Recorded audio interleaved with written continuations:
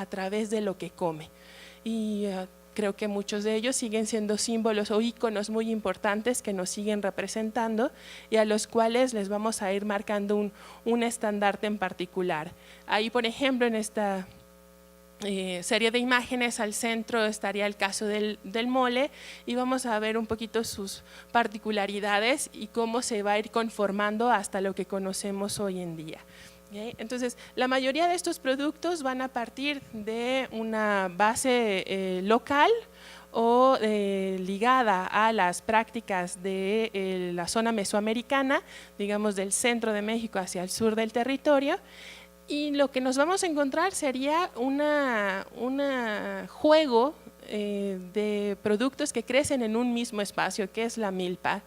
Y en la milpa lo más representativo no son los únicos, ahorita vamos a ver que otros más participan, pero sí los más emblemáticos o que tienen más peso tanto ritual, ceremonial, también político y económico, por qué no decirlo, pero también obvio dentro de la cultura y la culinaria de estos grupos. Maíz, frijol, chile y calabaza, que serían los principales representantes. De aquí podríamos decir, los estudios arqueológicos podrían decirnos que la calabaza es de los cultivos más antiguos que se encuentran en la zona mesoamericana. Y posteriormente estarían los primeros vestigios de maíz, esta forma de teocintle, estos cereales silvestres que posteriormente con la domesticación, es decir, a través de la mano del hombre y poder seleccionar las semillas, se van a ir obteniendo mejores resultados en el cultivo y en la cosecha de estos productos. Entonces, frijol y chile también van a ir enmarcando lo que sería esta dieta más básica. Y aquí también algo muy interesante, al mezclar maíz con frijol, que pasaría con alguna legumbre y un cereal, tenemos una proteína vegetal completa. Entonces eso también fue una facilidad, por decirlo de esa forma, de que la gente en estas épocas pudiera tener una alimentación mucho más completa, dejando de lado estas proteínas animales que llegarán con los españoles a partir del siglo XVI. Entonces, en sí podríamos decir que no era tan necesario el consumo de la carne. Existe algunos animales silvestres o también domesticados, como el caso del guajolote, que formarían parte de estas prácticas. Pero en sí, una dieta vegetal, por llamarlo de esa forma, era bastante bien equilibrada, y que cada uno de estos componentes va a ir teniendo sus rasgos en particular. Entonces, en el caso del maíz, lo que encontramos Centli, origen de vida, y hay diferentes fragmentos de códices y una ilustración de lo que sería este dios principal o este señor protector del maíz, Centeotl, el cual está adornado, toda su vestimenta y todos los objetos que porta, haciendo referencia a alguna parte del maíz, la mazorca, las hojas, el cabello, etcétera, etcétera. El uso como ofrenda también, o parte de las ritualidades, las palomitas de maíz, por ejemplo, que se acostumbraba a hacer estos tejidos o estas collares para ofrendarlos a los dioses o mezclarlos con alguna miel de agave y hacer, creo que en algunas partes de México todavía le llaman rompequijada, no sé si los ubiquen por ahí, que son estas bolitas de maíz con caramelo. Los usos más o menos que tendríamos de este mismo producto estaría la versión fresca o recién cosechada, que es en forma del elote. Ese elote lo voy a poder también consumir en una forma descompuesta, que sería el huitlacoche. Ahora hay mucha información o muchos estudios relativos al consumo del huitlacoche. La mazorca ya deshidratada o la mazorca seca, que puedo conservar y mantenerla como abasto. Esto también, el maíz seco es un tributo que se paga con mucha frecuencia entre los grupos de Mesoamérica, junto con frijol, la chía y el amaranto. Esos serían los 4 productos que más aparecen en el pago de tributo. Ya un maíz deshidratado lo puedo reutilizar, sea en forma tostada, maíz reventado, que sería la palomita, y el molido, que serían los pinoles o el pinoli. Que traducido al español sería harina. Estas harinas no solamente son de maíz, son de varias semillas que puedo utilizar y es también un abasto importante. Digamos que es la primera forma de consumo que tendría de los productos en el México antiguo. Uno de los procesos más desarrollados y que tiene una importancia significativa es el nixtamal o la nixtamalización. ¿Cómo hago que el maíz se tenga un mejor rendimiento al momento de cocinar? Se han hecho bastantes hipótesis al respecto de cómo inicia el proceso de nixtamalización y muchos coinciden en que fue un accidente de cocina, que fue algo espontáneo, ¿no? Que las cenizas del lolote, del centro del maíz que se utilizaba en los fuegos de cocina cayera dentro de la olla de cocción del maíz y que en cierta forma el grano se beneficiara, fuera más rápida la cocción, fuera más rápido también la forma de limpieza, tuviera mayor dureza durabilidad para la preparación de los alimentos, ya sea en forma de tamal o de tortilla. Entonces, prueba y error, ensayo, todo este sistema un poco más científico es lo que nos brindaría uno de los ejercicios más importantes para el desarrollo de la culinaria en nuestro país. El problema, por ejemplo, cuando sale el maíz hacia Europa, es que los primeros españoles no pasan la receta completa del consumo del maíz, o sea, no comparten el proceso del nixtamal. Entonces el maíz en algunas partes de Europa no era nutritivo como en el caso del México antiguo y por eso empieza un poquito este odio, este rechazo, este prejuicio en contra del maíz y no se considera un alimento apto para los humanos, sino más bien un alimento para los animales, para el ganado principalmente, ¿no? Entonces eso lamentablemente va a marcar un poquito el destino que tiene este producto en el viejo mundo, pero para nosotros es un gran desarrollo. Vamos a poder encontrar esto que es lo más moderno relativamente, que es la formación de la tortilla, tlaxcali. Al parecer lo ponen de moda los mexicas, entonces es algo más reciente, estaría en el periodo del postclásico y el antecedente sería el atole, posteriormente la idea del tamal y lo más actual el poder contar con el desarrollo de las tortillas. Un códice también, un código para poder encontrar el consumo de las tortillas. Según rescata Sagún en sus prácticas de campo, hay una tortilla específica para cada comida y para cada grupo de personas. Y también hay una medición de la cantidad de tortilla que puede consumir la gente. No podemos comer las que queramos. Según nuestra edad es el código de que tenemos que seguir. Media tortilla, una tortilla, el máximo de tortillas serían 3. Sí, ahorita 3 en el desayuno, por ejemplo, ¿no? Que es cuando romperíamos un poquito con esta norma, pero eso también se relaciona mucho con el cuidado del alimento, no el no desperdiciar. ¿Sí? Cuesta trabajo obtenerlo, hay algunas crónicas también que provienen del imaginario hacia la formación del México antiguo y nos podrían narrar estos episodios de hambruna muy severos que se vivían en las fronteras centro-norte, Mesoamérica, de la falta de alimento. Entonces el cuidado está muy observado, según dice Sagún, a través de la práctica de los mexicas. El otro alimento que es complemento del maíz, complemento en todos sentidos, tanto en la milpa, que se ayudan mutuamente a crecer, se ayudan a transmitir ciertos sustancias, minerales, vitaminas, etcétera, etcétera, es el caso del frijol, el étel. Y la diversidad también que podríamos encontrarnos en el uso y la preparación de este producto, desde fresco, la vaina, que serían los ejotes, combinarlos con huevo, eso es yo creo que es una de las comidas más antiguas que seguimos conservando en el México actual. Y lo mismo pasaría con la idea del tlacoyo, esta masa con algún relleno, pasta de frijol, ahora ponemos requesones y chicharrón, o sea, va a ir variando un poquito, la fritura también que lo modifica, o la cocción en el barro, la famosa olla para los frijoles de olla, y que siguen formando también parte y que hasta en el supermercado los encontraríamos ya casi instantáneos.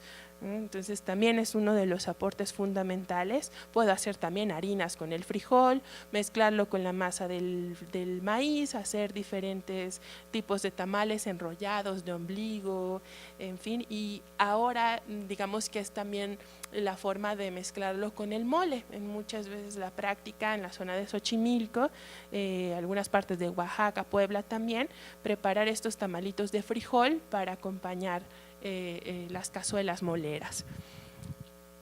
Este yo creo que es uno de los distintivos más importantes que tiene la alimentación de los mexicanos, que es el consumo del chile. Es una forma, como yo lo puedo ver, es el elemento que permite mexicanizar las comidas que vienen de fuera y hacerlas propias. Y eso mismo va a pasar también en el México novohispano. Es muy común encontrar en los registros desde finales del siglo XVI, primera mitad del siglo XVII, la mención del chile seco en su gran mayoría. Entonces el que más figura es el chile ancho. También se puede encontrar un chile que se llama tornachile, que sería más o menos la versión del jalapeño o cuaresmeño.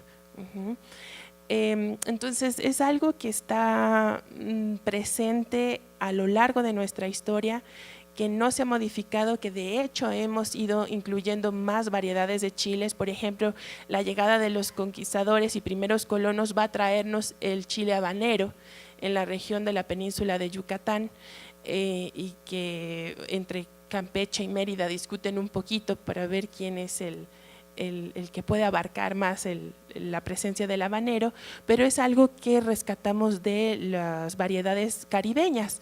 Entonces se vuelve parte de nuestro entorno gastronómico y toda esta también tradición del secado las de los chiles, el chile chipotle, por ejemplo, es uno de los que podríamos encontrar más referencias también en las crónicas y descripciones de religiosos en el siglo XVI, y que era básicamente utilizado para la elaboración de salsas.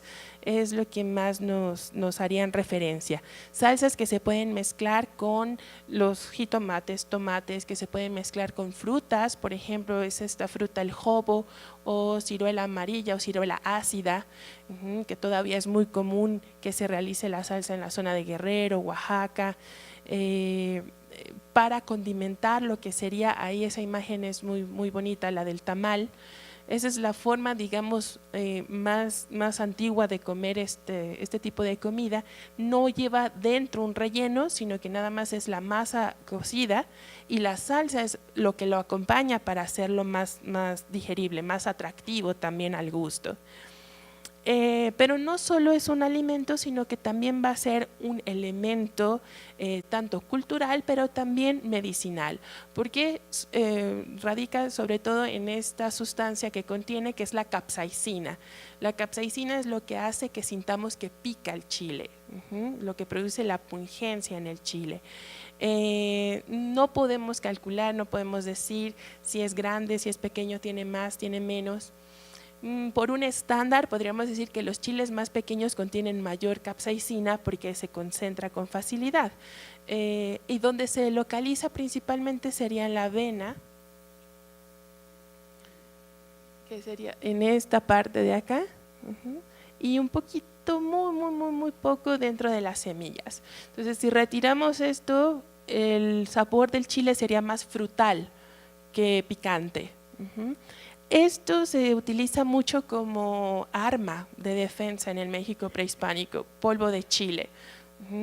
En algunas batallas era utilizado para atacar al enemigo desde distancia y después en la aproximación detenerlo, lo que quedaría como constancia en el gas pimienta, por ejemplo, que es la capsaicina pura. Y también como una especie de consuelo, advertencia, regaño, que era el quemar los chiles, tatemar los chiles y exponer a los niños a que olieran el humo del chile. Entonces ahí lo podemos considerar según nuestra propia experiencia, pero creo que no puede haber sido algo tan agradable, ¿no? Hasta ahorita si nos pasamos en tostar un chile y percibimos ese humo, inmediatamente lloramos, nuestra nariz puede escurrir, se cierra nuestra garganta, entonces sí, podríamos tener como esta serie de consecuencias. Por último estaría la calabaza, que es el ayote, y aquí tendríamos estas tres variedades, ¿no? La propia calabaza en sí, como la tenemos de temporada primavera-verano, ¿no? Suave, los primeros brotes, o las calabazas ya maduras, chilacayote y chayote. Calabaza blanca, calabaza con espinas, que esas serían las formas de conocerla. El consumo de la calabaza principalmente sería la semilla, para eso la estoy obteniendo, hay una variedad que se llama pepo, haciendo referencia a la semilla, a la pipa o pepa. Pero también podemos aprovechar las flores, los brotes y en general la semilla es para hacer también harinas, los polvos y espesante para algunos guisos, ¿no? Eso también se queda como un importante elemento de mestizaje en la cocina novohispana y que tendríamos toda esta serie de moles, pipianes, etcétera, etcétera, que se van a ir modificando. En la milpa también se pueden encontrar estos productos que son los quelites. Afortunadamente hay un trabajo de recuperación de estas hierbas, hierba comestible sería su significado, y entre los cuales tenemos una gran variedad de sabores, texturas, etcétera, etcétera. Unos de los que participarían en la cocina novohispana serían los romeritos, que están del lado izquierdo hacia abajo, y junto a ellos el huauzontle. Es lo que más referencia podríamos encontrarnos. El papaloquelite puede ir y variar a través de la información. Y ahorita, bueno, comida poblana, tlaxcalteca, son de las que más lo reutilizaría para sus preparaciones. Dentro de los quelites está esta otra variedad que es el huautli o amaranto. Del amaranto lo que vamos a aprovechar es la semilla que brota después de que la flor madura. ¿Sí? Ahí abajo podríamos ver estos fragmentos también de códices en donde está la cosecha y la obtención de la semilla. Ese mismo método se sigue utilizando hasta nuestros días. La planta puede llegar a una altura aproximada de 1,70, ese es su crecimiento, y después la obtención de las semillas crece alrededor de, no me acuerdo cuánto era, por una hectárea creo que es 1 tonelada casi de semilla, entonces es bastante rendidor. Del amaranto también vamos a tener una pequeña polémica y que nos mencionarían algunos documentos, que es igual un prejuicio religioso en este caso por parte de los primeros misioneros, que era ver el uso del amaranto para armar figuras humanas que algunas veces eran preparadas de afuera con miel, con jugo de tuna roja o con sangre para las ofrendas de los sacrificios. El problema es que se consumía como la hostia en la religión católica, era el cuerpo de Cristo, entonces empieza a haber ahí como un desacuerdo entre la forma del consumo, lo cual lo limita un poco, pero deja a la población local sin un gran ingreso de proteína vegetal. Proteína, fibra, que es lo que me puede brindar el consumo del amaranto, pero en algunas regiones, sobre todo Tláhuac, Yehualco, Milpalta, Mixquic, que todavía se sigue cultivando el cereal, bueno, el quelite, perdón, podríamos encontrar otra herencia por parte de los españoles, que son las alegrías, el dulce de amaranto, que al parecer era una receta que conservaban los franciscanos, solamente que ellos lo elaboraban con ajonjolí y miel. Al momento de llegar acá a la Nueva España y no encontrar el ajonjolí, se sustituye con el amaranto y nos quedaría la noción o el antecedente de estas barritas que seguimos ahora aprovechando, 3 por 10 pesos o algo así en el metro. Es uno de los desayunos más económicos que podríamos encontrar. Cercano a las milpas y un general en la mayoría del territorio mexicano sería el nopal, esta cactácea también que puedo aprovechar, que tengo que domesticar también para poder consumirlo, y del cual puedo aprovechar la penca, la carne, la fibrosidad que me da la planta en sí y el fruto, las diferentes tunas que desde dulces hasta agrias o ácidas como el xoconostle forman parte también de estas preparaciones. Salsa de xoconostle, por ejemplo, también es algo que hasta nuestros días podemos encontrar sin ningún problema, y algunos dulces que también existen, sobre todo en la parte centro de México, el queso de tuna, estos almíbares que están realizados con el jugo de la tuna. En la parte de abajo sería una fotografía del xoconostle, ¿no? Y al lado el dulce o la mermelada que se puede elaborar. Entonces también siguen siendo algo que lo que podemos sacar bastante provecho, y que hoy me comentaban una receta, por ejemplo, tunas en el refrigerador y después bañadas con un poquito de anís, de licor de anís. Entonces es un buen postre para verano que podríamos encontrarnos. Junto con este repertorio de los alimentos de la milpa estaría también algo que ahora en cocina conocemos como superalimentos, superfood. Son alimentos que en culturas antiguas ayudaron a que la gente pudiera sobrevivir. Y en el caso del México antiguo tendríamos dos, el caso de la chía y el alga espirulina. La chía hacia el territorio más centro-norte y el alga espirulina principalmente en la zona del lago de Texcoco. Ahí es donde podríamos haberla encontrado. Según Sagún, también rastreando en su libro, se cultivaban o se cosechaban estas algas. Hay otro que es una especie de lama que crece sobre el agua.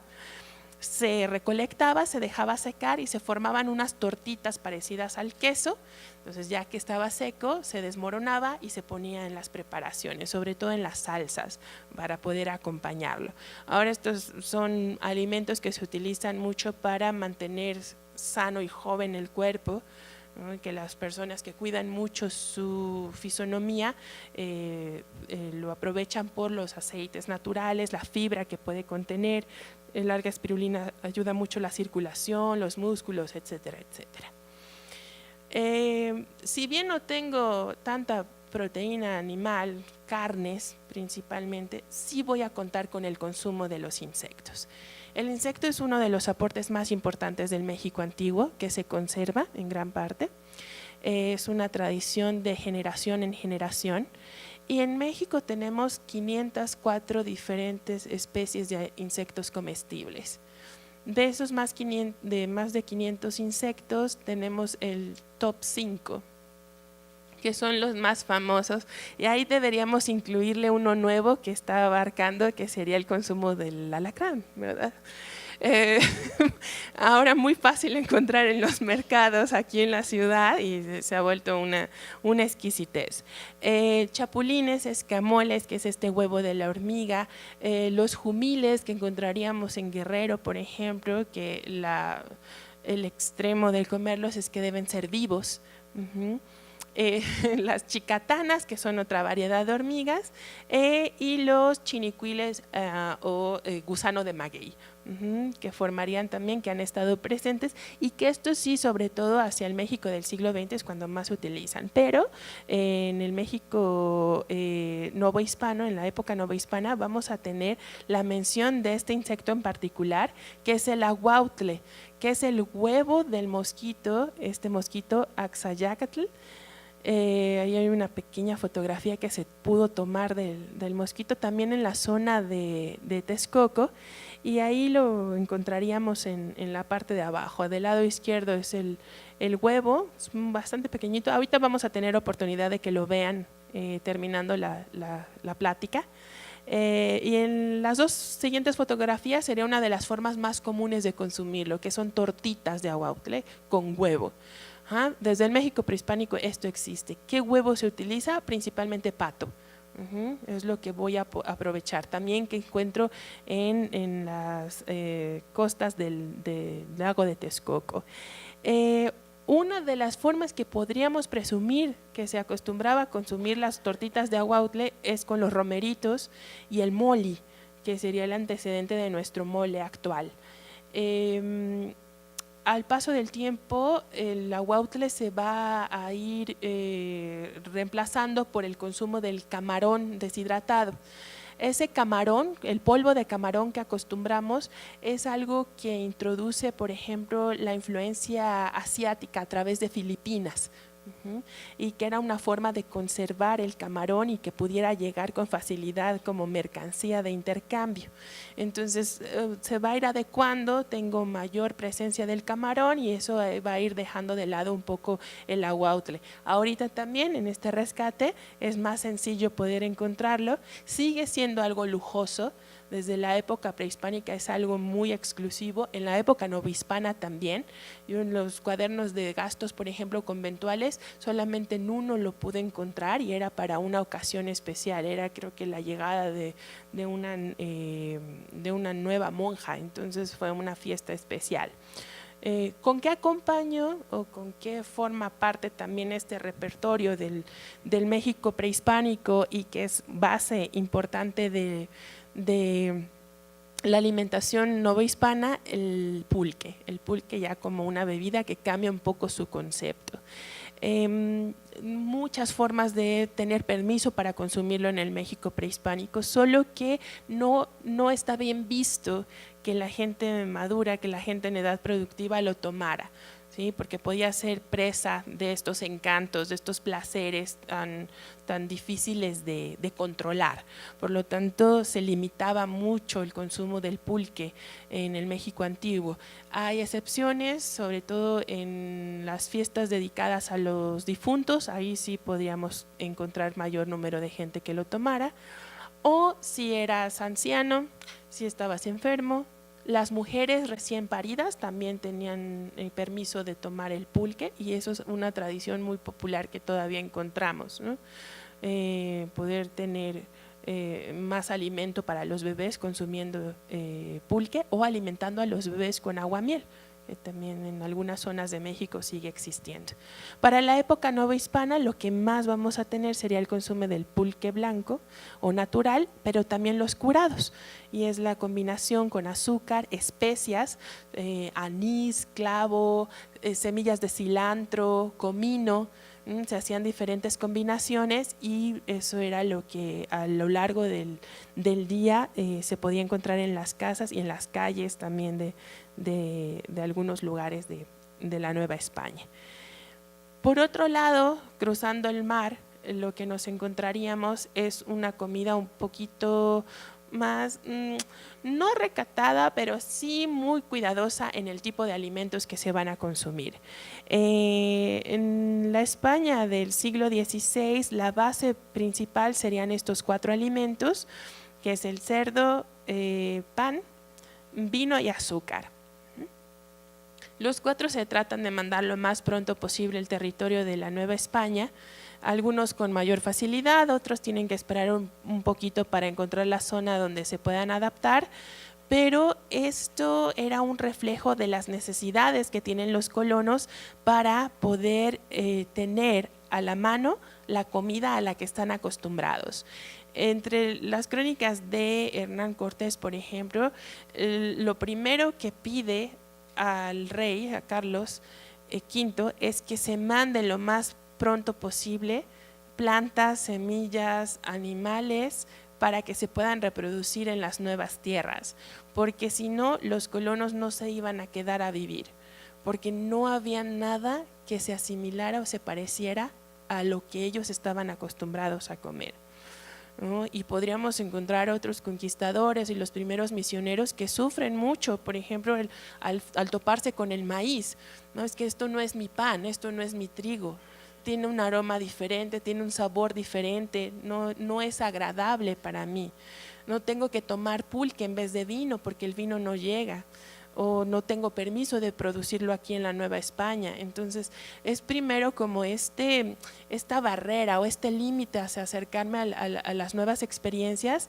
y después es una adaptación bastante interesante porque en este caso pulque se convierte en la bebida más consumida en la Nueva España.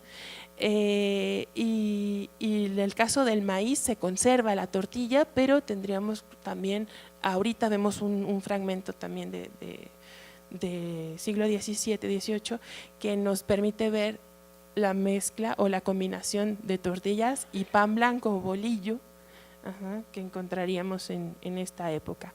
El pan, vamos a tener desde España una selección de tipo de trigo que se va a utilizar o de cereal. Entre más refinado era más exclusivo y un poco más caro.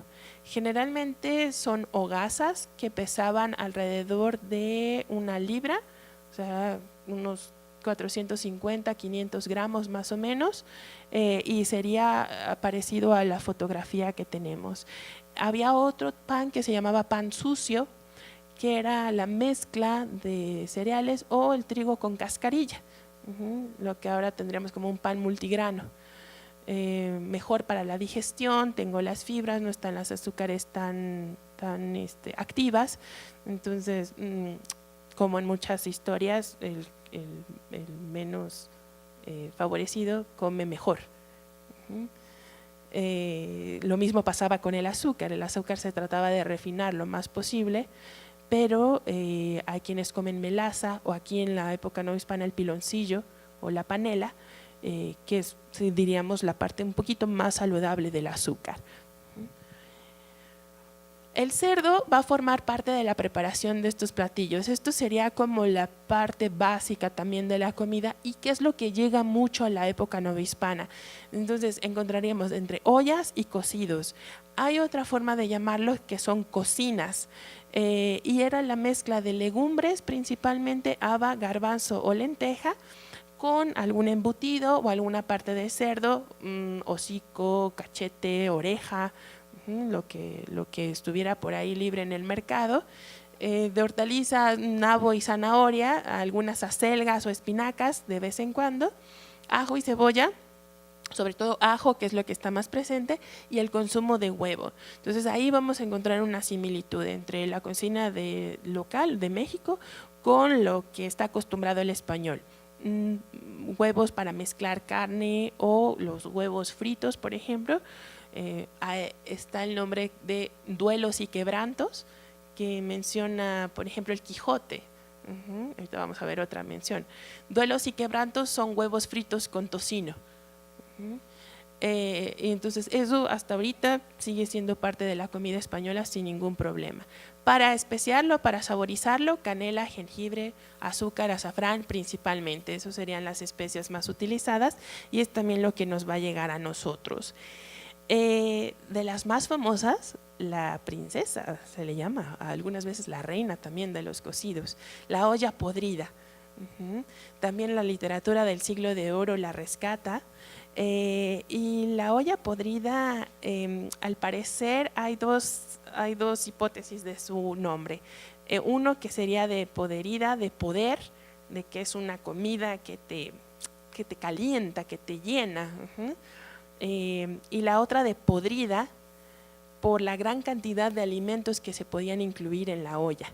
Entonces, tal vez una mala digestión sí podrías tener por culpa de esta preparación. Sí, es algo bastante atiborrado, es algo que se prepara especial, ¿sí? No es la comida de todos los días, tiene un significado un poquito más para bodas, por ejemplo, que era algo muy recurrido. Aquí estaría más o menos un fragmentito del Quijote. Lo que el maestresala puede hacer es traerme estas que llaman ollas podridas, que mientras más podridas son, mejor huelen, y en ellas puede embaular y encerrar todo lo que él quisiere, como sea de comer, que yo se lo agradeceré y se lo pagaré algún día. O sea, lo que quieras poner dentro y será mejor el resultado. Muchas veces era para reutilizar las comidas de días anteriores y que tuvieran una vida útil por más días, ¿no? Posteriormente también ese cocido, la carne cocida que quedaba, servía para el día posterior, entonces era algo que estaba o formaba parte de la comida cotidiana. Junto con la olla podrida vamos a encontrar lo que sería el manjar blanco. También es muy frecuente encontrarlo en libros de cocina, recetarios, literatura. Aquí en la Nueva España va a ser una de las comidas más emblemáticas. Cambia un poco el nombre según el tiempo y el recetario, pero la base sigue siendo la misma. Es el uso de azúcar, arroz, almendra y carne de gallina. A veces se puede utilizar agua de rosas también para especiarla, o canela, que sería lo más conocido. En el archivo del Palacio Real en Madrid podemos encontrar los cuadernos de gasto de cocina de la reina Margarita, y lo único que comía la pobre mujer todos los días era manjar blanco, todos los días. Entonces podías encontrar los gastos de gallina, cuánto se gastaba en almendra, cuánto se gastaba en arroz para preparar el manjar blanco de la reina. Eso nos podría responder diferentes preguntas. Una sería el por qué se come tan suave, por qué se buscan texturas tan suaves, en no masticar, tragar la comida. Y eso sería por dos cuestiones. Tal vez no tengo una buena dentadura, y la otra es por protocolo. Las damas no deben mover la boca mientras comen. Entonces, pobres. Pero bueno, es otra experiencia. Nosotros después vamos a recuperar otras texturas que es mejor. Esto también es muy importante, y eso es una herencia o una influencia de la cocina árabe, nuestra presencia en la península, al sur sobre todo, en la zona de Andalucía, que tendríamos las frutas de sartén. En este diccionario de Covarrubias podríamos encontrar cómo es la definición, y se llaman frutas porque tal cual es como si fuera una fruta de un árbol azucarada. Entonces no es tan saludable como una fruta, pero es muy rica en sabor. Entonces son estas masas fritas, y de las cuales tendríamos tres en particular: pestiños, que en las fotografías sería la de la parte superior, hojuelas la parte de abajo, y los buñuelos en la parte izquierda, ¿no? Estos serían como también los que más se llegan a mencionar, y que son los hojaldrados de la época. Es una pasta de masa de harina de trigo con grasa que se estira hasta que puedo tener esta textura, ¿sí? Entonces, en sí, eso sería como el repertorio, estos antecedentes que nos van a ir marcando el cómo se va a desarrollar la alimentación aquí en la Nueva España. Esta imagen también nos podría dar una noción de lo que es la vida cotidiana en la Ciudad de México, y la importancia que tiene la venta del alimento. Podemos encontrar estos puestos, estos vendedores ambulantes, o el tianguis, la idea del tianguis que se recupera también del México prehispánico, y hacia el fondo estaría otro mercado, otro complejo, que es el Parián. ¿no? Este mercado donde se están recibiendo mercaderías o mercancías directamente de Filipinas y que en este caso tendríamos mucho más productos de lujo, porcelanas, muebles, sedas, ¿no? Bisutería que está llegando y que se intercambia dentro del Parián, pero fuera de ahí encontraríamos la venta del alimento, tanto frutas, verduras, algunos animales, pero también comida preparada.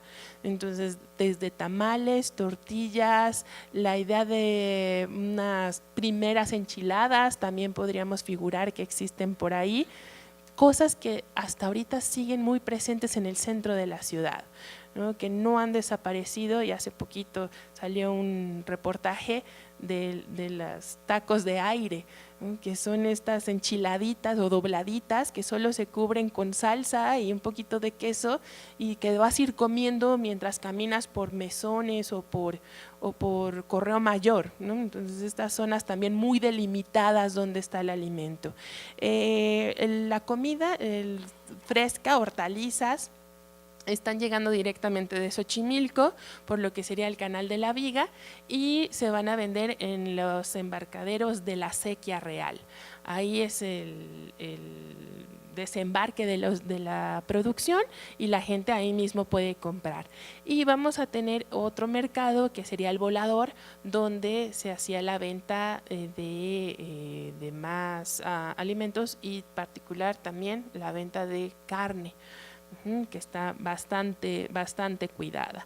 Entre estos alimentos que decíamos, ¿no? Y que Cortés manda a pedir expreso entre sus cartas a Carlos V, estaría el que se mandaran hortalizas, por ejemplo, árboles frutales.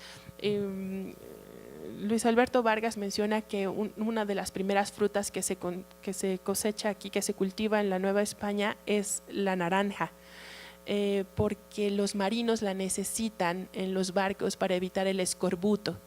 Entonces, Yucatán es el primer lugar donde se cultiva naranja dulce y agria, y que todavía forma parte de la tradición culinaria, por ejemplo, para preparar la cochinita pibil, que sería uno de sus platos más emblemáticos, pero pokchuk también, ¿no? Dejar marinar ahí en el ácido de la fruta la carne para hacer una precocción. Y el aporte también, uno de los más grandes, sería el ganado, tanto mayor como menor, que está llegando a través de los españoles. Primer punto de encuentro sería el Caribe, y del Caribe, sobre todo Cuba, empieza a llegar hacia el territorio de la Nueva España. Cerdo es importante, tiene un valor importante para el español, es una comida que me acredita como cristiano. Entonces es algo que se empieza a mover mucho en el territorio de la Nueva España, sobre todo en las comunidades indígenas que ya habían sido evangelizadas, y ahí es la primera introducción del cerdo. Cabras, ovejas, gallinas, primero llega para consumir sus derivados, huevo, lana y la piel de la cabra, y ya posteriormente son parte de la alimentación, sobre todo para estas ollas o cocidos. Y de la vaca hay bastantes, bueno, el mundo de la res, hay bastantes contrastes. Generalmente el consumo de la carne de ganado mayor es una carne vieja, porque el animal se utiliza para el campo, para el trabajo del arado. Entonces, ya que no sirve para trabajo, ahora sí me la puedo comer, pero la carne suele ser un poco dura, ya no hay tanta grasa, un sabor un poco más acentuado, entonces puedo aprovechar sus vísceras. Casquería es uno de los nombres con los que encontraríamos la pancita, el hígado, riñón, corazón, páncreas, en fin, todos estos órganos vitales que se llegan a consumir y que van a ser parte importante. En las actas de cabildo se menciona cuánto es la postura, ¿no? el costo que va a tener la venta de estos productos y qué partes se pueden vender. Menciona los riñones con sus pajaritas, o sea, los conductos que todavía están ahí presentes, y eso les daba un poquito más de valor. este acercamiento que podríamos ver de la imagen. Del lado izquierdo podríamos ver vendedoras de tortillas y del lado derecho estaría la venta de virotes o pan blanco, ¿no? Entonces son estas dos combinaciones que mencionábamos hace ratito, cómo se liga la tradición del alimento, en este caso en el consumo de los cereales. Hay unas mercancías exclusivas, igual en las actas de Cabildo aparecen con este título, que son mercaderías de Castilla, y son los productos que se mandan directamente desde España para venderse aquí en la Nueva España, pero que tienen un público más reducido, no cualquiera puede tener acceso a estos productos. Especias, salmueras, conservas. De aquí tendríamos, por ejemplo, ahorita vemos otra imagen que son las cajetas. La cajeta actualmente nosotros la ligamos al dulce de leche, pero el nombre cajeta es el recipiente, que es una cajeta de madera, una cajita de madera, y en esa caja se puede guardar dulce, como más o menos la jalea que está ahí en la imagen. Entonces en los listados de las compras para mercaderías encontramos cajetas de membrillo, o cajetas de acitrón. El de acitrón es un dulce que se hace con un cítrico que se llama sidra, que es como una mezcla entre toronja, lima, es un poco extraño. Aquí en algunas partes de la Ciudad de México todavía hay vestigios de sidras, entonces si lo ubican fácil podríamos encontrar uno ¿cómo se llama? En el registro civil de Coyoacán. Ahí entramos y hay un árbol de sidra. Entonces es muy gruesa la cáscara y la pulpa casi no tiene jugo. Entonces esa fibra se mezclaba, se cocía con el azúcar y quedaba una especie de mermelada de dulce muy utilizado. Entre las salmueras, aceitunas verdes, aceitunas negras, aceitunas chicas, gordas, grandes, anchoas también que pueden encontrarse, alcaparras exactamente también que podrían llegar. Y por parte de la ruta Acapulco-Manila, lo que vamos a empezar a recibir son ciertos alimentos presentes en su alimentación. Mango, diferentes variedades, nos quedaríamos con una que es Manila. El consumo también de la pasta del tamarindo, coco, el coco que se adapta mucho, por ejemplo, en la zona de Colima. Ahí tendríamos el uso de la pulpa para dulces o el líquido de la palma cocotera para hacer una bebida que es la tuba. La tuba es algo que se tomaba en Filipinas y que se trae aquí a la Nueva España, entonces todavía encontraríamos si vamos de vacaciones a Puerto Vallarta, están los tuberos ahí ofreciéndonos la bebida. Arroz también que llega mucho a través del Pacífico, arroz entero, a diferencia del que llega el Atlántico, que es más harina de arroz. Entonces grano largo, grano corto, y el híbrido, la combinación que tendríamos ya aquí en la Nueva España, que ahora tiene su denominación de origen, que es el arroz Morelos, que se cultiva al sur del territorio. Uno de los puntos donde más información podemos obtener acerca del mundo de la alimentación es en los conventos, y en los conventos es esta asimilación tanto de los productos que están llegando como lo que ya formaba parte del repertorio local. En donde específicamente en el trabajo de la huerta. Lo que hacían, por ejemplo, los franciscanos era parte de la evangelización, utilizar las huertas como un método de enseñanza didáctico para que los indígenas fueran acercándose a las costumbres del viejo mundo más bien. Pero junto también de estos espacios de huerta encontraríamos dos muy importantes, que serían los molinos. Aquí es donde encontraríamos los primeros lugares para poder refinar las harinas, y el trazado también de los acueductos, acercar el agua a algunos puntos lejanos que también es la combinación de la fuerza del agua para poder mover el mecanismo del molino. Y esa misma agua que se va acercando hacia las construcciones conventuales es lo que también me va a servir como una especie de refrigeración de los cuartos de despensa en los conventos. Entonces aquí podríamos ir al desierto de los Leones, que es como uno de los lugares más claros, y el cuarto de refrigeración es lo que está pegado al canal o al drenaje donde va pasando el agua. Entonces eso mantenía una temperatura aún mucho más baja y podía conservarse el alimento con mayor cuidado. De los conventos, y lo que encontraríamos como en esta parte de información un poquito más cercana, son los libros de cocina. Uno del ámbito masculino es este que se rescató y forma parte de una colección que sacó Conaculta de recetarios antiguos, que es el libro de cocina del fraile Jerónimo de San Pelayo. Es de 1780 y ahí podríamos encontrar, por ejemplo, una de las recetas del manjar blanco que decíamos hace ratito, ¿no? Y vemos que son estos mismos alimentos: pechuga, leche, arroz y azúcar, como parte de la preparación. Y las cantidades que no checarían tanto con lo que estamos ahora acostumbrados, pero podríamos descifrarlas, tratar de sacar la receta a la actualidad. Estos son aportes muy valiosos porque podemos encontrar cuál es la práctica cotidiana del alimento. En el caso de los conventos tendríamos una limitante que son las reglas y constituciones. Ahí, al momento de ordenarme o ingresar a un convento tanto masculino como femenino, yo tengo que seguir una regla y en esa regla se estipula qué es lo que se puede comer y cuándo se puede comer y qué no.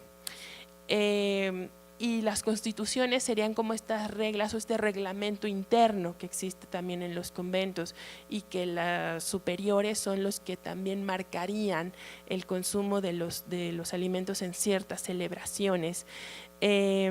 Pero esas reglas están para romperse. Entonces, en la vida cotidiana lo que nos puede servir sería tener la referencia de estos libros de cocina o las listas de gastos de cocina, ¿no? Son gastos ordinarios y extraordinarios que se guían en los conventos, que se tienen que anotar y nos va a dar como esa información dictada de qué se gastó tanto en carne, en chiles, en maíz, en alguna fruta, ¿no? Etcétera, etcétera. Ahorita vemos un fragmentito de un documento de 1624. Otro de los recetarios también que podríamos acercarnos es este atribuido a Sor Juana, que contiene 37 recetas que rescata del convento de San Jerónimo. Es muy probable que ella solamente transcribiera y compilara estas recetas para tenerlas en un volumen todas juntas y que no estuvieran dispersas. Pero es un gran aporte también porque es información de finales del siglo XVII y entre las preparaciones que encontramos en este recetario distinguiríamos algo que sería un aporte o prácticas heredadas del mundo español, pero también una mezcla interesante, clemoles que podemos encontrar, guisado prieto que sería una base también para un mole, jericaya, buñuelos de queso. Hay otra preparación que se llama turco de cacahuacintle, que es una especie de pastel o de tamal de maíz relleno con un picadillo y otra capa de masa, ¿no? Entonces se ponía a 2 hornos, a 2 fuegos y ya teníamos como esa preparación. Entonces estas constantes, digamos que es lo que encontraríamos.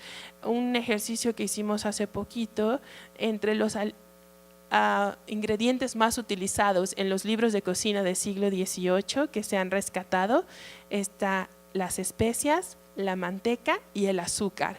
Esas son las constantes. A eso le podremos sumar algún otro ingrediente, jamones, chorizos, algunas frutas como piña, plátano, ¿no? En ese caso algo emblemático sería el manchamanteles, que también se rescata en parte del recetario de San Jerónimo y que forma parte de la tradición oaxaqueña y poblana hasta ahorita. Esta es otra preparación también que se menciona en el libro de San Jerónimo y en otros recetarios, que es el ante. El ante es un pastel para nosotros que se rellena con pasta de dulces, de frutas, perdón, o con alguna natilla, y que el pan, el bizcocho, que se llama mamón, porque absorbe líquido, entonces se bañaba con almíbares y esos almíbares podían ser envinados, muchas veces con jerez, por ejemplo, es lo que más se menciona. Entonces se embebe el pan, se pone ese relleno, que podía ser mamey, betabel, camote, almendra, etcétera, etcétera, se tapa con otra parte de bizcocho y después se cubre y se adorna de las formas más barrocas posibles. Este es un ejemplo, no tenemos la información, pero sí, era muy importante la decoración, que se viera cargado. Entonces se utiliza pasitas, almendras, nueces, piñones, hay unos confites, unos caramelos cubiertos en oro, polvo de oro, que también se utilizaban para adornar, alfeñiques, en fin, muy recargado. Esto es lo cotidiano que decíamos, un contraste interesante. Estas recetas que son un poquito más exclusivas, que son para fiestas, sobre todo las Navidades o la Pascua de Resurrección, que es donde más se pueden utilizar, contrasta con lo que sería la dieta cotidiana también aquí en San Jerónimo, ¿no? ¿Qué es lo que puede comer cada miembro de la comunidad? Entonces, españolas y criollas tienen alcance de pan blanco y carnero, y a cambio las criadas, las ayudantes que están ahí formando parte de este mundo, pueden tener acceso a un pan semita o un pan bajo, el pan vaso, esa sería la idea, y vaca. O sea, ahí vemos también el grupo social a qué tipo de alimento tiene acceso. Esta es una tabla que tendríamos del convento de San Lorenzo, es entre los años de 1624 y 1625. Es un cuaderno que va de octubre del 24 a octubre del 25 y diariamente se hacía el registro de los alimentos que se utilizaban. De lo diario, ahí tendríamos 3, que es chile, tomate y algo englobado como verdura. No dice qué tipo de verduras serían, pero podemos suponer que son calabazas, que pueden ser algunas hortalizas, zanahorias, por ejemplo, acelgas, espinacas, que formarían esta parte. Y de ahí va a ir variando a lo largo de este año qué se puede comer o qué no. Vaca, así se menciona, que sería la compra los domingos, sal igualmente los domingos, y especias, huevos, frijoles, lentejas. Las lentejas aparecen mucho durante los ayunos, por ejemplo, o los días viernes, que es cuando se van a consumir. Y lo mismo con el garbanzo. Y algunos pescados que se mencionan, que puede ser el robalo, algunas veces se menciona, o pescados que vienen de Pátzcuaro, lo que sería el pescado blanco. Entonces puede ser tanto fresco pero también salado. Junto en el mundo de los ingredientes también está el espacio donde se va a cocinar. Entonces las cocinas también se modifican en la época novohispana y voy a tener el mestizaje en el uso de utensilios, molcajetes, metates, chiquihuites, recipientes de palma, la olotera, también vamos a ver algunos acá afuera al ratito, junto con la práctica de las cocinas españolas, el famoso garabato, que es esta alacena colgante, donde es un ojo al gato y otro al garabato, ¿no? Para que no se trepara por los embutidos, porque ahí se dejan secar los chorizos, las salchichas, en fin, todo este mundo del secado, junto con otros materiales que vamos a empezar a encontrar, que sería el hierro y el cobre. El hierro para estos cocidos, para estos potajes, y el cobre principalmente, que se va a destinar al mundo del dulce. dulces de leche, dulces de frutas, que tienen que estar bastante tiempo en el calor, y el cobre era rápido para calentarse y repartir la temperatura. La cazuela de barro que utilizamos para el mole, la cazuela molera, también es un mestizaje, y que viene de las ollas españolas con las vasijas del México prehispánico. Entonces esa altura determinada, la forma también que va a tener, es algo que se va a ir modificando o trabajando a lo largo de la época novohispana, y que se resguarda mucho. Una de las zonas más importantes para el trabajo del barro era Tlayacapan, en Morelos, y ahí se buscaba las mejores piezas de barro para traerlas aquí. Por ejemplo, en la llegada de los virreyes y hacer todos estos festines de bienvenida, era comprar la loza de barro de Tlayacapan. Algo que nace a través también de este camino de mestizaje es el mole como lo conocemos en la actualidad. Buscamos en un diccionario, mole sería como una salsa espesa, generalmente de color oscuro, que se hace con base en chiles y especias. Depende de dónde lo encontremos, es el número de ingredientes que se van a utilizar. Mínimo podríamos decir que son 35 ingredientes. Y el reto para un mole es lograr el equilibrio de esos 35 ingredientes, que eso también nos podría mostrar mucho el antecedente, no solo árabe, sino también es posible rastrear a través de la India. Con la mezcla de las especias, algo que el masala o posteriormente el curry, que serían estos sabores que buscan también generar diferentes experiencias en la boca. Un mole es algo muy, no sé cómo decirlo, ceremonial. Es algo también que decíamos hace ratito, te cuenta una historia. Y sí, yo aprovecho y le cuento a mis alumnos que comerte un plato de mole es conocer cómo era la sociedad del México en el siglo XVI y XVII. Es el encuentro de diferentes culturas en un plato. Es la influencia de Asia, la influencia africana, la influencia europea y la presencia del México prehispánico. Entonces todo eso se está tratando de envolver en una sola preparación. Es algo muy difícil, pero en el lado romántico también nos vamos a encontrar las diferentes leyendas del origen del mole.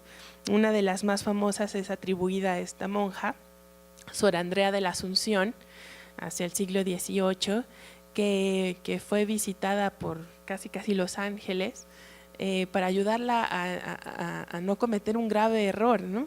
Según la leyenda, Sor Andrea estaba a cargo de cocina, iba a llegar el obispo al convento de Santa Rosa y era la encargada de preparar el festín para el obispo.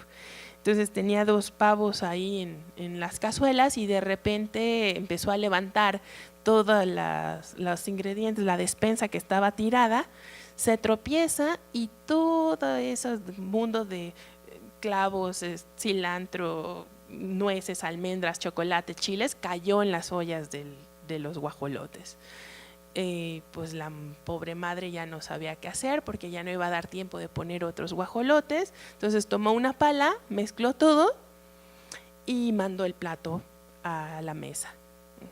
Y si ella sufría, dijo: bueno, adiós, me despido, no me volverán a ver. Media hora después la mandan felicitar porque había sido la mejor comida que el obispo había probado. Entonces fue casi un milagro, una iluminación que se va a dar en las cocinas. Es bonita, ¿no? Como podríamos tener esta leyenda, pero más bien nos está hablando este plato en particular mucho de cómo es el acercamiento de estos grupos, de estos diferentes personajes que están interactuando en un punto céntrico de intercambio comercial, de intercambio cultural, que sería la Nueva España, en la zona centro de la Nueva España, Ciudad de México, Puebla, el camino hacia Veracruz, donde se está llevando mucho este acercamiento entre señoras españolas y doncellas o criadas que están ayudando en la preparación de las comidas. ¿no? La española puede mandar, pero quien realmente tiene el sazón, tiene la forma de prepararlo, son las indígenas, son las mestizas, las mulatas, que tienen también mucho que ver en el mundo de la cocina. Este es el espacio donde supuestamente nace el mole poblano, que es la cocina del convento de Santa Rosa, que es un lugar impresionante, que es un cuidado también muy grande, el poder recubrir todo la cocina con el azulejo, ¿no? Que es un símbolo de estatus. Y aquí veríamos algunos de los trastos, estos frascos de porcelana para conservar las especias. Es algo caro, entonces necesito un cuidado especial. Cazuelas, las cucharas de madera, los jarros para el agua hacia el fondo. Esta es otra de las cocinas también que tendríamos, que es el convento de Santa Mónica, igual en Puebla, y también tiene una historia particular, que es el nacimiento de los chiles en nogada. Su historia la ligaría un poquito más hacia el siglo XIX o hacia el siglo XX, pero es una receta que se conservaba en el convento de Santa Mónica. Entonces, para ellas, para sus preparaciones importantes o de celebración, ya se utilizaba este tipo de receta, solo que se empieza a ser un poquito más famosa después con el uso de los colores del México independiente, ¿no? Ligando un poquito hacia Agustín de Iturbide, que se cree o se no, la gran polémica todos los años de si va capeado o no el chile en nogada, ¿no? También que nos encontraríamos. En sí, más o menos, ¿cómo sería una perspectiva, un antecedente de la comida novohispana? Una base fundamental, el caldillo, que es esta mezcla, cebolla, ajo, laurel como aromatizante y chile y tomate. Esto me puede resumir todo, de tipo de chile, sobre todo seco, ancho que decíamos, mulato, posteriormente un pasilla también que entraría por ahí. Y ahogar la comida. Las albóndigas, que la receta de las albóndigas, por ejemplo, empieza aquí en la Nueva España, muy similares al mundo árabe, que es la carne sofrita, ya hecha bolita, sofrita y nada más, sin caldillo. Aquí es donde incorporaríamos esa humedad a las preparaciones. Además junto con el caldillo tendríamos los adobos, ¿no? El mundo del mole, ¿no? Según la región en donde estemos es el tipo de chile que se va a utilizar, las sopas o cocidos como el mole de olla o la olla de mole, que hay un mestizaje también muy interesante, que es una olla podrida pero con ingredientes locales, elote, ejote, calabaza, chayote, estas bolitas de masa que siempre me olvido su nombre, y los chiles rellenos y capeados. Eso también, tanto dulces como salados. Se podía haber hecho un relleno dulce con nueces, pasitas, coco, piñones, y ponerlo dentro del chile poblano, y después cubrir con un almíbar. Otra base fundamental sería los escabeches, que es esta forma de conservar también el alimento entre grasa y un ácido. Entonces ahí tendríamos, obvio, la aparición de los chiles. Entonces chiles en escabeche es algo también bastante antiguo que encontraríamos. Cuaresmeños o lo que llamamos el chile güero, también formaría parte de este repertorio. Ya después las manitas o alguna otra parte del cerdo. De la listado que podríamos sacar de alguna información de cronistas del siglo XVI a través de algunas, sobre todo con Bernal Díaz del Castillo. Bernal Díaz del Castillo se enfoca mucho en el protocolo de los banquetes novohispanos y él tiene la referencia de los banquetes en la corte española. Entonces hace una similitud bastante importante con lo que se está viviendo aquí. Hay una pelea y una disputa entre Hernán Cortés y Antonio de Mendoza por ver quién ofrece el mejor banquete en la Nueva España, y según Bernal, Cortés perdió porque le robaron todos sus cubiertos y platos de plata. Entonces Fue tanta la gente no grata que llegó que terminó perdiendo toda su vajilla. Pero entre lo que podríamos encontrar, el servicio que se va a ofrecer en la mesa, estarían estos productos. Otra vez nuestro amigo ahí el manjar blanco. Tanto lo hemos mencionado que al ratito lo van a probar. Entonces, a ver cuál es la experiencia. Pasteles, los pasteles es más bien esa idea de empanada, ¿sí?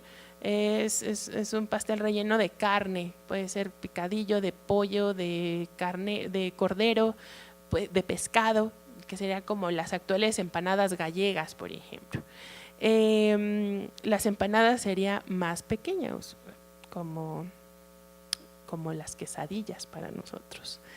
Y siempre hay una mención de, el servicio entre tiempos, aceituna, rábano y queso, que era como la idea de limpiar el paladar en lo que llegaba el otro tiempo. Los tiempos de estos festines podían ser alrededor de mínimo 7, máximo 20, 21. Sí, de que no para la comida, ¿no? Que está saliendo lechones asados, pavos rellenos, cordero asado, un poco de queso y rábanos, vuelve a salir, ¿no? Una olla, entonces te quedas, wow, ¿no? Bastante pesado, vino para acompañar, que es lo que se iba a acostumbrar. Entonces eran unas buenas celebraciones, ¿no? Que podíamos encontrar mucha comida.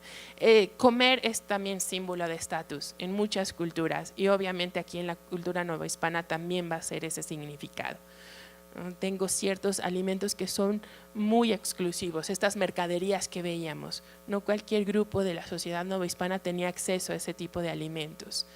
Un indígena, un mulato no va a comer manjar blanco, lo va a ir modificando, eso sí.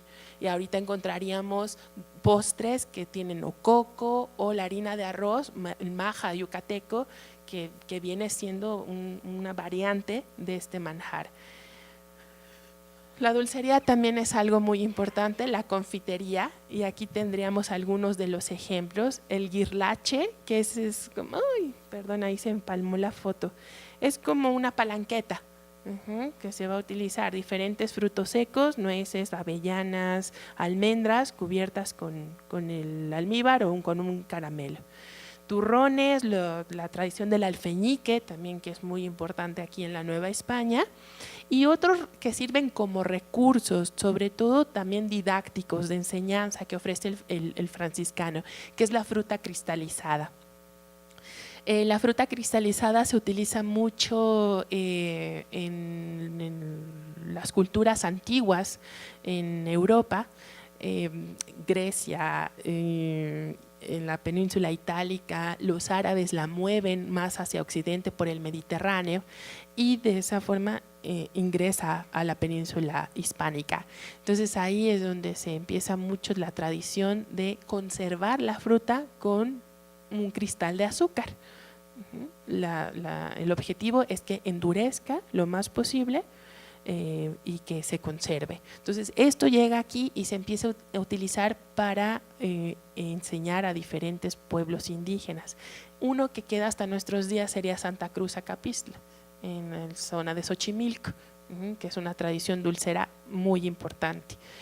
Las cajetas que decíamos hace ratito y el mazapán, que es la masa de almendra con una especie de almíbar para poder compactar el polvo de la almendra suavizada, ¿no? Y toda la figurita, aquí lo ligaríamos mucho a la celebración de las Navidades, ¿no? Estos mazapanes, una de las casas más importantes que es Toledo, el mazapán Toledo en la zona centro de la ciudad encontraríamos. ¿Con qué limpio mi paladar? Necesito una bebida para acompañar estas comidas. Entonces, de lo más cotidiano serían estas aguas saborizadas, la horchata, que también tiene este camino de España hacia México. Ahí va a modificarse. La horchata española principalmente es con chufa, que es un pequeño tubérculo que encontramos en la costa este española, en Valencia, Levante principalmente. Acá en la Nueva España se empieza a hacer más con arroz y también se puede utilizar la pepita del melón, para poder prepararla. Y posteriormente avena, ahora ya de amaranto. Es una bebida que sigue modificándose. Y la chía que se queda como una constante en la preparación de las aguas en la cocina mexicana. Un poquito más de sabor, encontraríamos la elaboración del tepache, que es, en algunos documentos nos podrían decir que es la idea de la cerveza. Cuando se menciona cerveza es la preparación del fermento del tepache, o sea, cáscara de piña con especias, canela, anís, clavo, que se podía utilizar. Dejo con azúcar, 5 días después ya tengo esta bebida fermentada y es lo que se va a utilizar. Muy bueno, se puede hacer en casa, fácil. Y lo que es más preparado sería la familia de los destilados. El destilado también es algo que llega con los españoles más avanzado, más sofisticado, que es a través del alambique. El alambique de cobre, también este instrumento del mundo árabe, y que es a través del juego de las temperaturas, de una ebullición a una condensación, para poder tener como resultado el alcohol. Supuestamente los árabes descubren la destilación buscando producir oro. Llegamos a un oro un poco más líquido.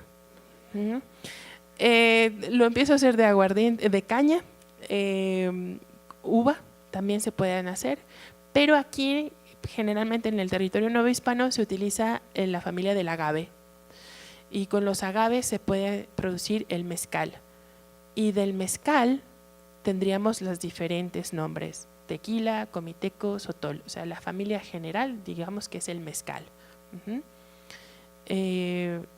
Tiempo de maduración, dependiendo, lo puedo poner en barricas, lo puedo tomar directamente, que son los blancos, los más jóvenes, o hasta los reposados y añejos. Cambia un poco el efecto en boca, más azúcares, más dulzores, frutales, etcétera, etcétera. Hay una bebida en particular aquí que era el chinguirito, que era el aguardiente puro, o sea, casi un alcohol del 96. Y eso era una de las bebidas más comunes en la Nueva España, que tiene que ser controlada porque empieza a aumentar el número de lugares donde se vendían los chinguiritos. En algunas bases que sí que se queda también el nombre del espacio. Decimos, voy a tomar un chingere. Todavía a veces lo podemos utilizar. Se empieza a controlar un poquito hasta el siglo XVIII aquí en la Nueva España, porque era realmente un aumento. La sociedad lo marcaba como la bebida del demonio, por el efecto que tenía en la población. Y ese mismo mote lo va a tener otra de las bebidas, yo creo que más características de la época novohispana, y que hasta nuestros días nos puede producir placer, que es el chocolate. El chocolate lo vamos a conseguir a través del cacao. El cacao, según Francisco Cervantes de Salazar, un árbol muy fresco y acopado, con mazorca verde y colorada, que dentro es oleoso y tiene los granos de manera de almendras. Almendra de cacao es otro nombre como se puede llamar, nosotros le llamamos grano, pero sí le llamamos mazorca realmente al fruto. Ahí estaría en la parte del medio una fotografía del árbol del cacao, el cacautero, y si vemos, la mazorca crece en el tronco directamente. Ya que está madura se puede cosechar. Abro, tiene una película, una membrana que es el mucílago. Ese mucílago lo tengo que dejar fermentar junto con el grano, y ya que está fermentado paso al proceso de secado. O sea, es todo un proceso para poder llegar al cacao comestible. Se presupone su origen en Sudamérica, va a ir ascendiendo por el continente americano hasta que llega a Mesoamérica, y aquí es donde se domestica. Principalmente en la zona de Tabasco, Chiapas, es donde encontraríamos las primeras plantaciones del grano. Después se va recorriendo un poco por el territorio novohispano porque tiene una importancia fundamental. En la época prehispánica era una bebida también un poco exclusiva, ¿no? Y la preparación, la mezcla era lo que determinaba cuánto cacao podías consumir. Entonces, para los señores, aquí de Sahagún, una receta, los granos con maíz cocido y lo más importante es que tenga espuma, mucha espuma y poca masa. La espuma es como un símbolo de la bebida que me acercaba al mundo superior, al cielo. ¿Sí? Entonces había ceremonias en donde solamente se tomaba la espuma y el líquido se desechaba, porque era este simbolismo, un poquito jugando a lo religioso. ¿Cómo obtengo la espuma? Más o menos como se ve en ese fragmento de vaciado, trasvase. Por altura genero este aire y la espuma puede brotar, y una pequeña flor también que se necesita para que pueda espumar mucho más. Para la época novohispana, el chocolate, el cacao en sí, empieza a tener un peso muy importante. Es algo que se le buscan las propiedades, rescatar sus propiedades grasas, ¿no? Estos aceites que se contienen para poder utilizarlo como un alimento complementario, ¿sí? Es más hacia el lado de la medicina que hacia el gusto. Después esa barrera se rompe y se vuelve en un gusto demasiado importante. O sea, para el siglo XVII la gente es adicta a tomar chocolate. Desde que se despierta hasta antes de dormir están tomando jícaras de chocolate. Entonces, no sé cómo podían dormir por tanta energía, pero era la moda. Entonces la gente lo empieza a acostumbrar. Hernán Cortés es el primero que tiene encuentro con el chocolate, el chocolatl, la agua agria del mundo antiguo, en la corte de Moctezuma. Supuestamente él tomaba 30 jícaras diarias de chocolate porque tenía 30 esposas. Entonces Hernán Cortés lo liga a que es un afrodisíaco, y esa es la forma en que llega el chocolate a España. Es un afrodisíaco, es una bebida que produce placer. Entonces no es muy bien vista por parte de la sociedad.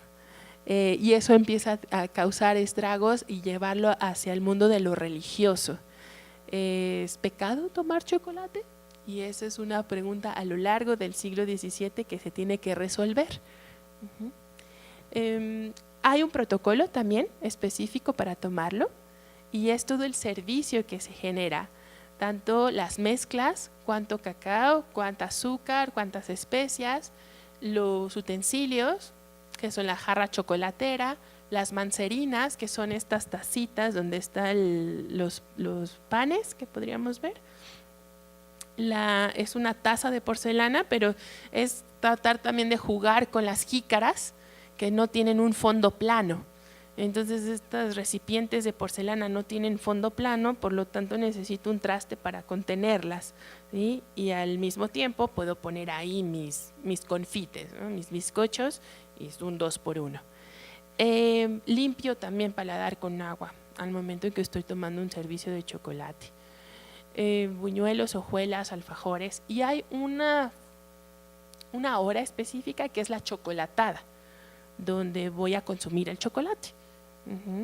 En España se acostumbraron mucho las chocolatadas en el siglo XVII y XVIII, y eran reuniones donde la gente se reunía para hacer chocolate, tomar el chocolate, conquistar con una taza de chocolate, jugar, bailar, tocar algunos instrumentos, y todo alrededor de la elaboración y el tomar esta bebida.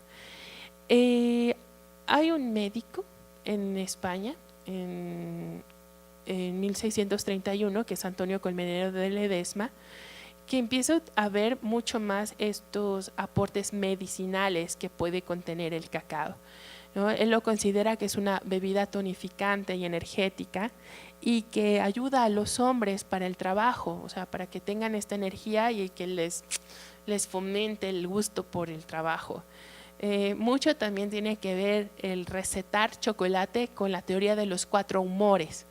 Si eres sanguíneo, colérico, melancólico o flemático, que puede ser o muy caliente o muy frío. Entonces, dependiendo de esas propias características, es el tipo de ingredientes que vas a tomar, o si tu chocolate debe ser caliente o debe ser frío, si debe ser con agua o con leche, sin maíz, como atole, etcétera, etcétera. Y empiezan a existir todas estas diferentes publicaciones, pero también empieza a existir como este control alrededor de lo que sería el consumo del chocolate, ¿sí? Unos del grupo más afortunado eran los conventos, donde se podía hacer chocolate. Estaba como una fábrica de pastillas de chocolate que salían a la venta pública, pero también empiezan a existir salones chocolateros, donde la comunidad se juntaba para poder tomar la bebida. Entonces, igual, unas 8 o 10 jícaras diarias, hasta que se empieza a ligar como si fuera un pecado capital, gula y lujuria. Entonces, las monjas no podían tomar chocolate, salvo que estuvieran enfermas. Entre 1630 y 1660 podemos ver en los cuadernos de enfermería de los conventos que aumenta el número de monjas enfermas, porque podían tener acceso al chocolate. Una orden religiosa, que son las carmelitas, es una de las más rígidas, e instaura el 5.º voto, ¿no? Pobreza, obediencia, castidad, clausura y no tomar chocolate. Si querías formar parte de su orden. Entonces es toda una polémica que se está viviendo a través de una bebida que tiene también una larga historia, que está ligada a la presencia de los dioses. Quetzalcóatl nos regala la semilla del cacao para hacernos felices, ya que estamos viviendo en la tierra. Algún premio debíamos tener como consolación. Y que después se fue convirtiendo como en todo este aparato. O sea, de verdad hay un fragmento que dice Thomas Gage, padre inglés que llega aquí a mitades del siglo XVII y le toca vivir un episodio en Chiapas, ¿no? Donde las mujeres llevaban sus chocolateras a la misa. Entonces, mientras se daba misa, tomaban chocolate, hasta que el obispo dice: no vuelven a entrar con chocolate. Dejaron de ir. Entonces, ahí vemos el poder que va a tomar esta bebida, y después pues todo lo que va a traer como consecuencia, finales del 18, principios del 19, la nueva industria del cacao, ya se paro, la grasa, etcétera, etcétera, y empezaría la chocolatería o bombonería como otra rama de la gastronomía, ¿no? Pero esa sería otra historia. En sí, estas también son fuentes, son documentos que nos pueden hablar de la presencia de los alimentos en la Nueva España, que son los cuadros de castas hacia el siglo XVIII, sobre todo segunda mitad, pero que es un reflejo de las prácticas cotidianas. Entonces, estudiar las pinturas de castas nos puede acercar también a la práctica de la alimentación. Las encargadas de la chocolatería son principalmente negras y mulatas, tienen un sazón especial al parecer, y se contrataban específicamente solo para preparar el chocolate, ¿no? Pero también al mismo tiempo las negras y mulatas son las más agresivas. Entonces ahí vemos en una escena de cocina cómo ataca a su esposo, ¿no? Tal vez porque le está siendo infiel. Entonces la casta de arriba podríamos ver la preparación de buñuelos, que todavía forma parte de nuestra tradición, y lo más retratado en estas pinturas, la venta de los productos, frutas, verduras en las plazas públicas. Entonces, la riqueza de la alimentación en la época novohispana nos puede acercar mucho a cómo se comportaba una sociedad, a cómo está dividida por jerarquías, pero al mismo tiempo esas jerarquías empiezan a mestizar a través de la comida y lograr algunas nuevas creaciones, como pudimos encontrar el caso del mole, de los curados de pulque, un manchamanteles o un arroz con leche que hasta ahorita podemos disfrutar. Muchísimas gracias.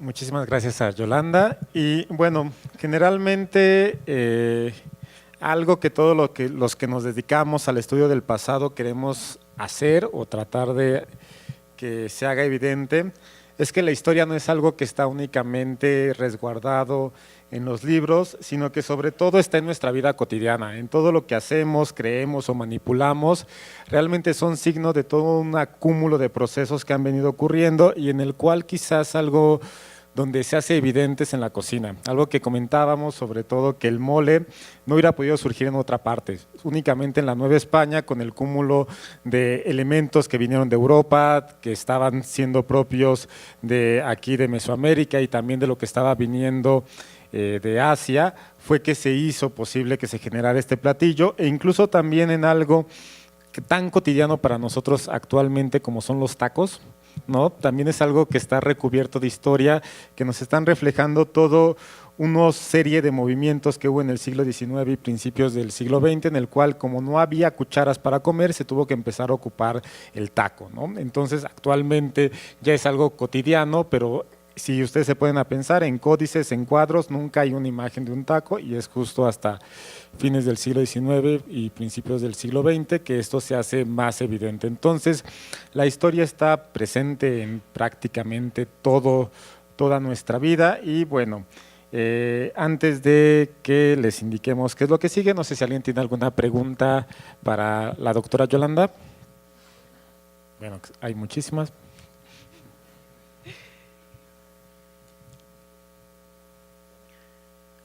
Afuera todos, ¿verdad? Un momento, ahorita les pasan el micrófono. Bueno, mientras les podemos ir adelantando, vamos a tener una pequeña degustación, retomando algunas de las preparaciones que mencionamos ahorita. Entonces, desde un caminito de México prehispánico hasta la comida novohispana. Vamos a tener unas tortitas de aguautle, salsa con chapulines, un mole también que podemos probar, el manjar blanco, que se los recomiendo, es muy buena experiencia, y para cerrar una natilla, que también es como parte muy, muy tradicional de esta comida novohispana. Hola, buenas tardes. Acá. Ok. Bueno, quizá hablo un poco por mí, un poco por todos, pero me sentí como en un experimento pavloviano. Cada vez fue tortuoso, ¿no? Era ver imagen tras imagen y que se hiciese agua a la boca. La duda que tengo yo en este momento es viendo, por ejemplo, estas imágenes, la aportación que hace, por ejemplo, la raza negra a la gastronomía mexicana y también, por ejemplo, los judíos que se empiezan a sentar aquí en México, cómo empiezan a influenciar, a culturizar esta comida. Sí, principalmente la raíz africana o afromestiza que tendríamos aquí en el territorio novohispano nos dejaría algo muy común en la comida mexicana, que es la mezcla del arroz con el frijol. Algunas veces les llamamos moros con cristianos. Eso es una práctica que ellos traen desde África, pero que se acentúa mucho en el Caribe. Entonces, en la costa del Golfo es la primera introducción. Y otro recurso también que es gracias a este grupo es el utilizar la hoja de plátano para las diferentes cocciones. Antes de que tuviéramos aquí el plátano, se podía utilizar una hoja que se llama papatla, generalmente se encuentra en la Huasteca, el zacahuil, este tamal grande, se envuelve en la hoja de papatla. O podríamos utilizar también la hoja de acuyo o la hoja santa, ¿no? Que ese es el envoltorio principal. Entonces, ya con la llegada de la influencia africana, la hoja de plátano empieza a integrarse a la cultura culinaria de México. En el caso del grupo judío, principalmente podríamos tener los panes bajos, o sea, los panes sin levadura, el pan ácimo, que es como se conoce. Una de las variedades sería la famosa pita, o que ligamos más al mundo árabe, como el pan árabe, ¿no? En el caso más extenso de su comida, no es tan claro aquí en la Nueva España, pero sí es lo que trae el español envuelto. Entonces, en la comida judía de España aparece mucho la utilización de la berenjena, por ejemplo. Gran versatilidad, que podía ir desde los condimentados con comino hasta berenjena en miel, ¿no? Entonces tienes como todo un repertorio. Aquí creo que es uno de los grupos que están o trata de estar más oculto en la Nueva España, porque se puede juzgar fácilmente por la Inquisición. Entonces es por eso que hasta ahorita no tendríamos como mucha evidencia de su presencia, pero sí en el caso del pan podría ser como una pista. De nada. Sí, acá. No, hombre, qué barbaridad. Esta conferencia se fue como si hubiera querido saber más. Y al respecto, doctora, yo tengo curiosidad saber si existe la información acerca de en sus campañas de guerra o los comerciantes que se trasladaban de un lugar a otro en Mesoamérica o en la Nueva España, ¿qué ingredientes llevaba el itacate? Si es que ya existía el itacate. Sí, pues digamos, la idea del itacate desde el México prehispánico lo podríamos encontrar, que era esta comida que se llevaba al campo, a la milpa, ¿no? Era tener tu lunch, tu envuelto, ¿no? Meterlo en los chiquihuites y poderlo tomar a mediodía. Aquí, por ejemplo, el arriero sería como esa figura principalmente, ¿no? Que se está moviendo en las rutas comerciales, que va de un puerto a otro llevando la mercancía, y lo más que podríamos encontrar en su cargamento sería igual una especie de pan sin levadura, pero sobre todo carnes saladas, cecinas. Cecinas o tasajos, que es así como lo encontraríamos. Entonces, carne o cecina que podría ser desde res, pero también caballo, burro, cerdo, diferentes tipos que se dejan colgadas en el sol con sal para que se deshidrataran y de esa forma duraran en las rutas de viaje.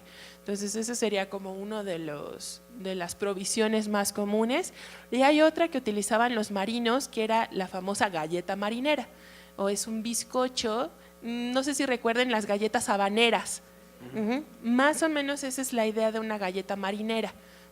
Eran panes muy muy duros que se tenían que remojar en un líquido, principalmente vino, para poder comerlos nuevamente, y eso debía estar forzosamente en el cargamento de los marinos para viajes de ultramar. Hola.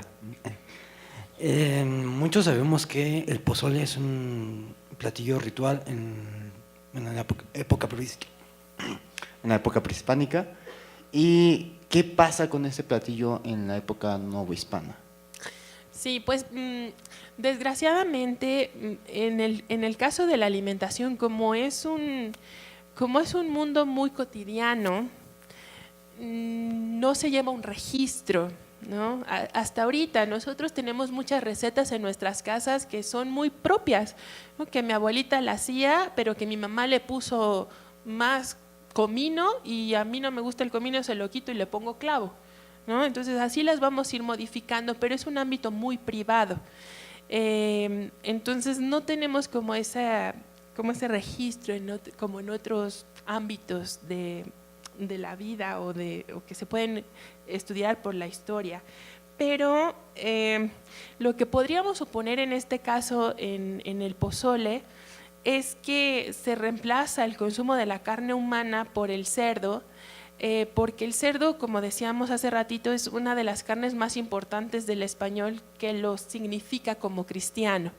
Entonces, esa defensa del animal en sí, del consumo del animal en sí, es lo que pudo haber mantenido una práctica del México antiguo, pero irla modificando un poco, que fuera realmente un encuentro, un mestizaje amistoso, y que me diera como resultado esta nueva preparación. Por ahí una vez encontré que se había sustituido el humano por el cerdo porque sabe igual. Entonces le digo a mis alumnos, yo todavía no me pruebo, entonces no sé realmente si sabemos a cerdo o no, pero lo que sí es llevándolo mucho más hacia ese punto de que es muy simbólico ambas comidas y que se ligan al mundo de lo religioso. Por lo tanto, encuentro un sincretismo a través de la fusión.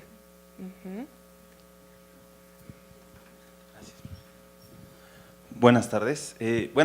Mis preguntas son básicamente, voy a aprovechar para hacer dos preguntas. La primera es respecto a las reglas, por así decirlo, mencionabas ahorita sobre lo del chocolate que era castigado. ¿Qué otras comidas eran mal vistas o qué se castigaba al momento de, pues no sé, de llevar a cabo? Se sabe que, por ejemplo, la Inquisición tenía injerencia en muchas cosas.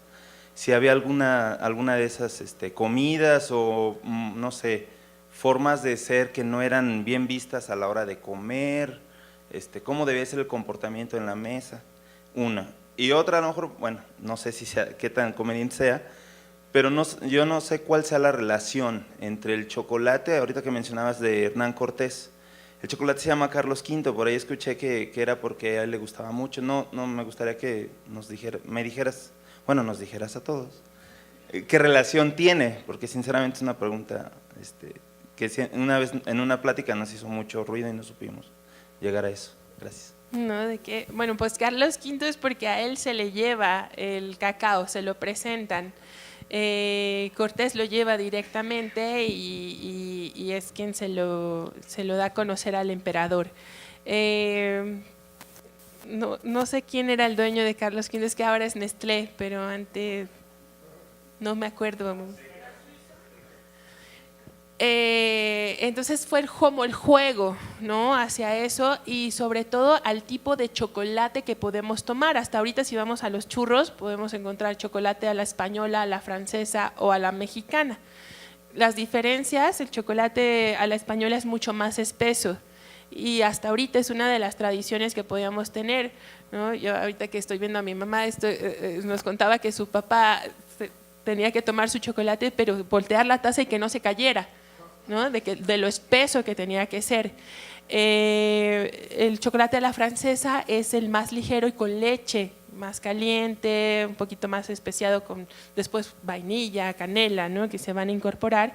Y a la mexicana sería con agua, ¿no? Que esas serían las diferencias. Pero sí, fue un juego de nombres, pero el contexto iría a que el cacao lo conoce Carlos V al momento de que se lleva a Europa. El gusto tal vez al principio no fue tanto de su agrado hasta que lo baño en azúcar, porque sí es realmente amargo. Y hacia la otra, pues tenemos lo que podemos encontrar son una tradición también que llega con la religión católica a través de los españoles, que es días en que no se puede comer carne. Miércoles, viernes y sábado. Esos días son considerados como ayunos o días sin consumo de carne roja.